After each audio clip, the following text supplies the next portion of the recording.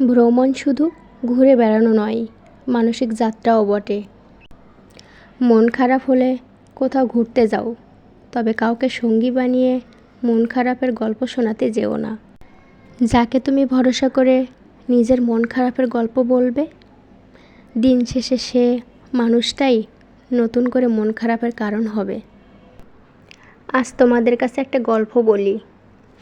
আমি জীবনেও যে ভালোবাসিনি এমন না, আমিও একদিন ভালোবেসেছিলাম, অনেক ছোট থাকতে। তখন আমি ক্লাস 9-এ পড়ি। মোটামুটি দুষ্টুও ছিলাম বটে। দুষ্টামি করার সকল উপায় ভালোভাবেই জানা ছিল আমার। স্কুল জুড়ে দুষ্টামিতে আমার নাম ছিল হিট লিস্টে। ক্লাস ফাঁকি আর স্কুল পালানো ছিল আমার খুব পছন্দের। তবে ছেলেদের ব্যাপারে ছিলাম খুবই ভদ্র। এ ধরনের দুষ্টামিতে যখন হচ্ছিল না, তখন বন্ধুরা বলল, একটা প্রেম কর। তারপর তারা একটা ভালো ছেলে পছন্দ করলো। দেখলাম ছেলেটা সত্যিই অনেক সুন্দর, বেশ লম্বা, মিডিয়াম স্বাস্থ্য, দেখতে হ্যান্ডসাম। ছেলেটাকে আমি আগে কয়েকবার দেখেছি, কিন্তু এভাবে কোনো দিনও ভাবিনি। সেদিন আমার তাকে নিয়ে অনেক ভাবনা ও কল্পনা শুরু হলো। ওই দিন অনেক আনন্দ নিয়ে বাসায় ফিরেছিলাম। দেখলাম সারাদিন আমি শুধু ওই ছেলেটাকে নিয়েই ভাবছি।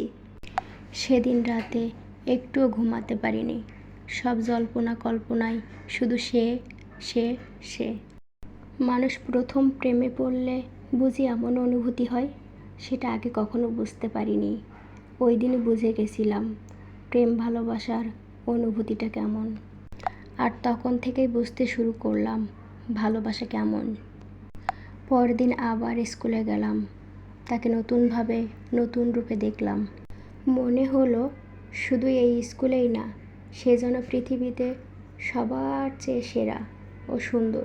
সত্যি ভালোবেসে ফেললাম তাকে। স্কুলে সব সময় তার দিকে অবাক দৃষ্টিতে তাকিয়ে থাকতাম। তাকে না দেখলে আমার কোনো কিছুই ভালো লাগতো না। ক্লাসে মন বসতো না, কোনো পড়ায় মন বসতো না।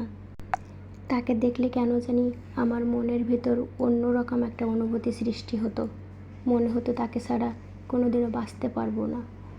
আমার পক্ষে তাকে কোনোদিন ভোলার নয়। কিন্তু ভাগ্যের কি নির্মম পরিহাস!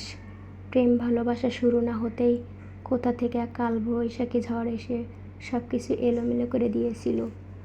বাঁধতে হয়েছিল অন্য কারোর সাথে নতুন ঘর সংসার। অসমাপ্ত এক ভালোবাসার গল্প শোনালাম আজ। এই গল্পটি আমার নয়, আমার এক বোনের পাঠানো গল্প।